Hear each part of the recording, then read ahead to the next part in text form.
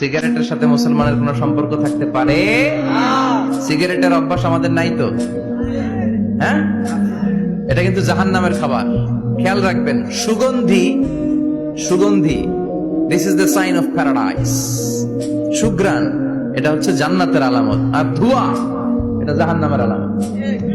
কথা কন, ধোঁয়া কিসের আলামত? আগুন জ্বালাইলে কি ওঠে?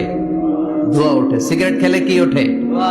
পৃথিবীতে এই একটা মাত্র খাবার আছে যেটা টয়লেটে বসে খাওয়া যায়।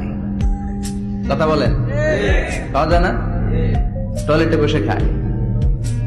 আর পৃথিবীতে এই একটা মাত্র খাবার পণ্য, যেই পণ্যের উপরে লেখা থাকে সংবিধিবদ্ধ সতর্কীকরণ, স্মোকিং কজেস ক্যান্সার। ধূমপান কর্কট রোগের কারণ, মানে ক্যান্সার রোগের কারণ।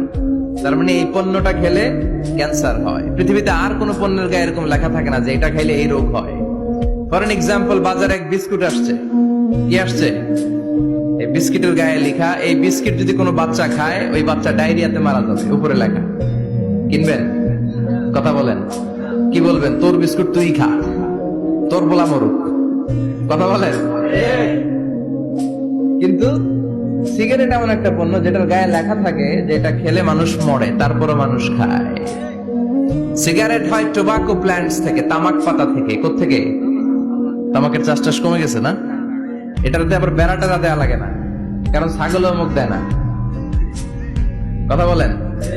তো যেটাতে ছাগলও মুখ দেয় না, এটা কি মুমিন বান্দা মুখ দিতে পারে? যদি বলেন। এই ধোয়ার কারণে আপনার লাংস শেষ হয়ে যাবে। লাং যেটা দিয়েছে আল্লাহ, ফুসফুস, এটা শেষ।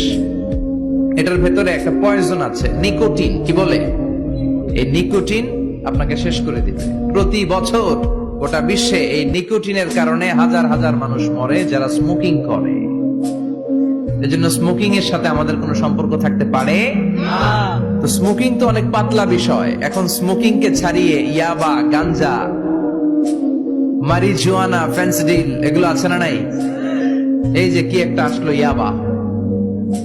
এটা পেঁয়াজের ভিতরেও পাওয়া যায়, মানে পেঁয়াজ ভেঙে এটার ভিতরে ইয়াবা নিয়ে আসে। আলু কাইটার ভিতরে ইয়াবা নিয়ে আসে। লাউয়ের ভিতরে ইয়াবা বইরা নিয়ে আসে। দেখা যায় লাউ কেটে দেখা যায় ইয়াবা আছে না নাই? এই ইয়াবা এতদিন ছিল ইউনিভার্সিটি লেভেলের ছেলেরা খেত, নেমে আসলো কলেজে, হাই স্কুলে, এখন প্রাইমারির ছেলেদের মধ্যেও ইয়াবা ঢুকছে। দেশ কোন ভয়ঙ্কর অবস্থায় দাঁড়িয়ে আছে, হুঁশ নাই আমাদের।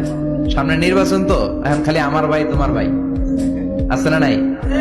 খবরদার, যোগ্য, সৎ, ইসলামপন্থী লোক দেখে আমরা নির্বাচনে ভোট দিব। চিল্লায় বলেন ঠিক কিনা? আমরা দলাদলি বুঝি না। বিএনপি, আওয়ামী লীগ, জামাত ইসলাম, জাতীয় পার্টি কিচ্ছু বুঝি না। যে এলাকায়